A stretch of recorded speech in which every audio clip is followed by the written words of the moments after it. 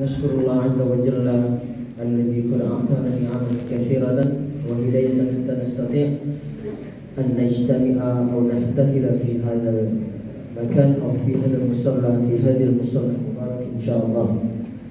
هو القائل في كتابه أعوذ بالله من الشيطان الرجيم بسم الله الرحمن الرحيم وما رميت إذ رميت ولكن الله رمى والقائل في كتابه في الرعد إن الله لا يغير ما بقوم حتى يغيروا ما بأنفسهم صدق الله العظيم.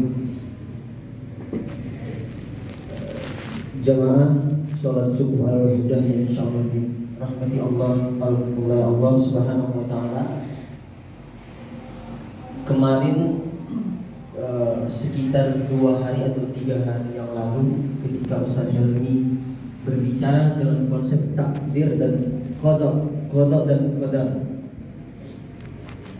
iman terakhir kita itu merupakan qada dan qadar.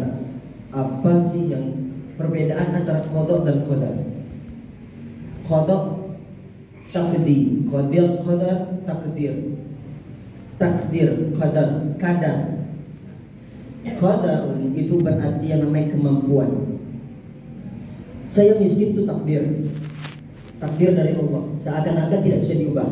Padahal dari asli katanya qadar, kadar seorang manusia untuk dapat mengubahnya. Sedangkan qadar itu tidak bisa diubah. Saya kasih permisalan apa contoh dari takdir dan takdir atau qadar.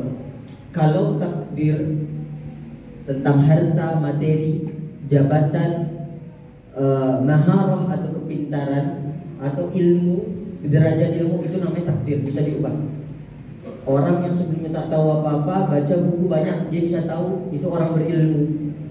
Yang sebelumnya tak berilmu. Pertanyaannya, manusia ini ingin berilmu atau tidak? Pertanyaannya, manusia ini ingin berilmu atau tidak, itu tergantung manusia ingin mengubah atau tidak. Kalau dalam konsep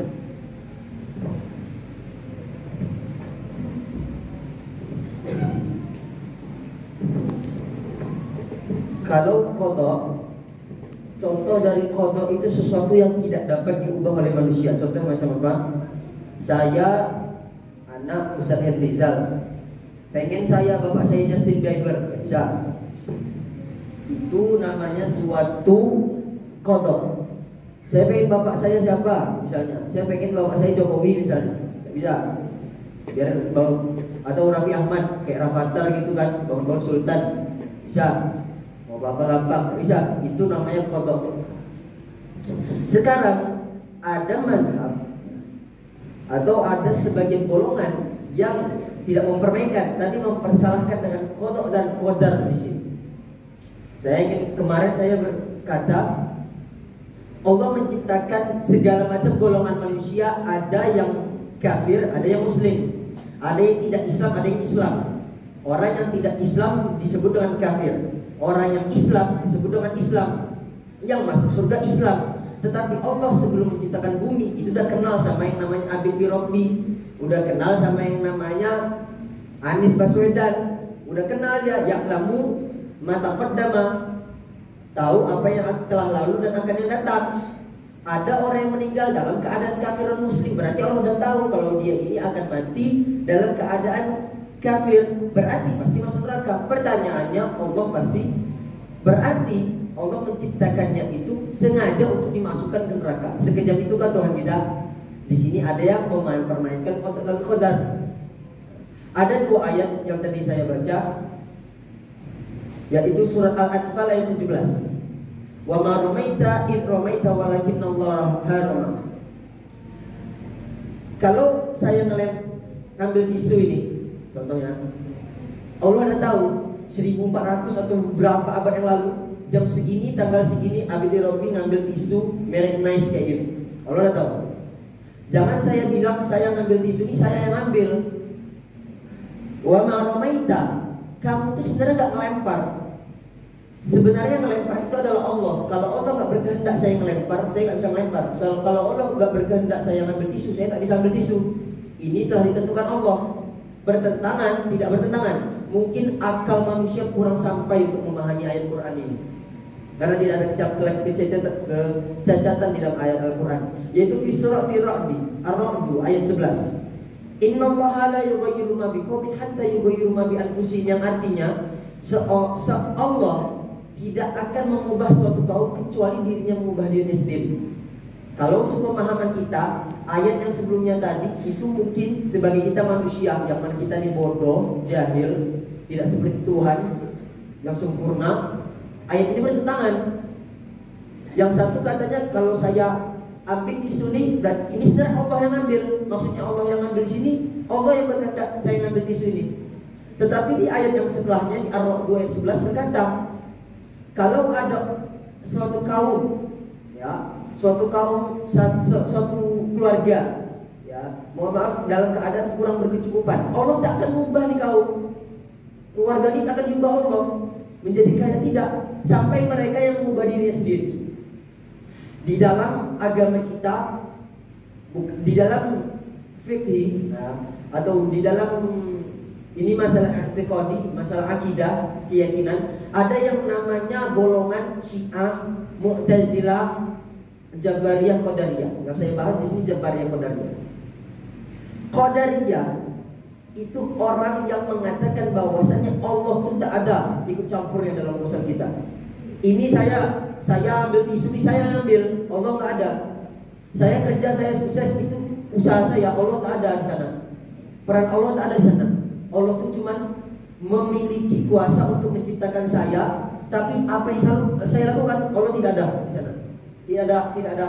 Tidak ada ikut campur tangan. Kalau Jabariyah itu yang memaksa artinya. Maksudnya apa?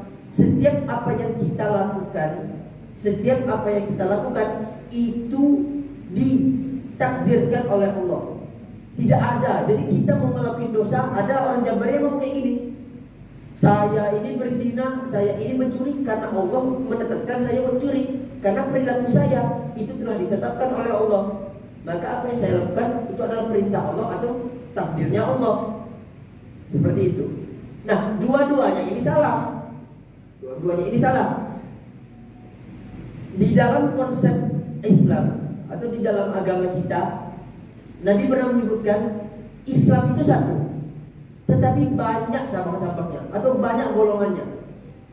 Hanya satu yang di dalam surga, Ahlus Sunnah wal Jamaah. 77, sekitar 72 ke atas, satu aja yang masuk, Ahlus Sunnah wal Jamaah. Ahlus Sunnah wal Jamaah ini ada 3 pula. Ada Asy'ari, ada Maturidi, satu lagi saya lupa Asy'ari kalau nggak salah. 3 golongan ini, apa pendapat mereka terhadap konsep takdir atau konsep kuasa Allah ini? Kalau saya golongkan, satu mazhab ini condong mengatakan bahwasannya Allah itu pengaruhnya 80%, kita yang melakukan itu 20%. Jadi kita kerja, kita kaya, 80%-nya usaha Allah, 20%-nya usaha kita. Satu mazhab mengatakan 50-50, 50-50. Kerja, kaya, 50, usaha saya 50, Allah yang menggerakkan. Maturidi mengatakan 80% itu 70% itu kuasa Allah, 70% itu manusia yang mengerjakan, 30%-nya Allah yang mengatur. Ini bukan kata mereka, tapi ini ketika saya baca bukunya, mendapat kajiannya, saya dapat menggolongkan seperti itu. Nah, 3 ini Ahlus Sunnah, tapi Maturidi ini kok berani kali dia menjadikan manusia itu lebih mampu dari kodrat Allah. Tetapi dia tidak menafikan atau dia tidak mengatakan bahwasanya Allah itu tidak ada pengaruhnya dari hidup saya. Saya ngelakuin apa? Itu saya yang ngelakuin, bukan Allah. Enggak ngomong gitu, dan tidak ngomong perilaku saya itu telah ditetapkan Allah. Allah tidak ngomong seperti itu. Intinya 3 golongan ini berkata, atau 3 golongan ini yang saya dapat simpulkan, mau kecil besarnya peran Tuhan di dalam keseharian kita, tapi itulah yang paling menentukan. Mau 30% peran Tuhan dalam hidup kita, mau 50%, mau 80%, tetapi sekecil atau sebesar itulah yang berpengaruh terhadap tindak tanduk yang kita lakukan. Kalau kita lepas pengaruh Tuhan atau andil Tuhan dalam hidup kita, tidak akan jalan. Tetapi kalau misalnya kita pasrahkan segala sesuatu yang kita lakukan kepada Tuhan, tidak akan jalan juga. Kita makan baca doa, ya Allah, ya Allah membarik anak, kita doa makan, tapi tak makan, tidak akan kenyang. Sama seperti itu.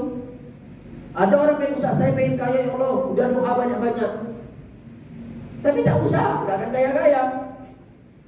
Seperti itulah konsep yang namanya takdir qada. Sebelum saya mengakhiri, ada cerita, ada nenek-nenek pada zaman Nabi Musa itu datang kepada Nabi Musa, nanya dia kepada Nabi Musa, Nabi Musa, saya ini tua tapi saya pengen punya anak, bisa Nabi Musa? Oh sabar nek, saya bakal tanya dulu ya, saya bakal munajat sama Allah, saya bakal tanya dulu. Besoknya datang diketok, assalamualaikum, waalaikumsalam. Ya nek, kayak kemarin nenek yang datang itu, oh iya saya udah nanya nek, nenek gak bisa lagi punya anak, mungkin faktor umur nek udah tua. Oh iya ada, makasih Nabi Musa. Besoknya datang lagi, tok, assalamualaikum, waalaikumsalam. Buka pintu, oh nenek lagi, kenapa nek? Saya udah tua tapi saya pengen punya anak Nabi Musa. Bisa tak minta tolong ke Allah buat yang namanya saya punya anak? Oh iya nek, saya coba nanti doa lagi ya nek. Doa lagi, datang lagi, tidak bisa nek, tidak bisa. Datang sampai 9 kali nenek itu. 9 kali, 10 kali datang nenek itu tidak bisa. Udah nek, nenek beribadah aja, tidak usah mikirin. Itu sudah takdir, itu sudah kodok, tidak bisa lagi karena faktor umur. Sebulan 50 hari setelahnya, ada yang ngetok lagi, assalamualaikum, waalaikumsalam. Rupanya ngetok itu tadi nenek itu. Berkata tadi Nabi Musa, oh nenek itu kan udah lama gak jumpa, nek kemana aja nek? Oh iya Nabi Musa sehat-sehat, alhamdulillah. Oh ya nenek bawa saya, ini anak saya Nabi Musa. Bingung Nabi Musa, oh itu nenek, itu anak nenek. Iya anak saya. Dalam malamnya kalau bahasa kita protes lah atau nanya lah, terheran-heran Nabi Musa pada Allah. Ya Allah ini kenapa? Sedangkan engkau udah 10 kali 9 kali ngomong saya tak bisa nenek punya anak lagi. Kok bisa punya anak lagi? Apa kata Allah? Memang segala sesuatu telah ditetapkan di Lauhul Mahfuz, telah tertulis. Kita mau mati kapan telah tertulis di Lauhul Mahfuz. Tetapi satu ingat, doa hambaku itu mendalui takdir yang telah kutentukan. Apa yang telah tercatat di Lauhul Mahfuz tercatat, tetapi kan yang mencatat itu Allah. Maka Allah juga dapat mengubahnya. Karena doa seorang hamba itu mendahului takdir atau ketetapan dari Allah. Apa yang dilakukan nenek? Setiap malam nenek itu nangis 5 jam sampai subuh, nangis minta anak 50 hari. Karena doa dan tetesan air mata. Tulisan orang kalau udah tua tidak bisa punya anak dicoret sama Allah. Ibu ini punya anak terakhir umur segini dah dicoret. Karena apa? Kemampuan doa. Itu namanya hak prerogatif Tuhan. Saya kepala sekolah, tetapi masuk sekolah 7 jam 7. Bisa saya ubah jadi jam setengah 7? Bisa. Karena saya yang menentukan itu. Nah, seperti itulah Allah. Apalagi Allah Rabbus samawati wal ardh ala kulli syai'in qadir. Segala sesuatu dia mampu. Maka marilah kita sama-sama mengingatkan kepada diri kita bahwasannya tidak ada yang mustahil di dunia ini. Ketetapan Allah kiamat itu kodok, tetapi ketetapan kita masuk ke dalam jalan yang benar atau jalan yang salah itu adalah takdir. Kitanya yang bisa menentukan atau tidak. Mungkin hanya ini saja yang dapat saya sampaikan. Mohon lebih kurangnya saya mohon maaf. Wabillahi taufik wal hidayah. Syukran. Assalamualaikum warahmatullahi wabarakatuh.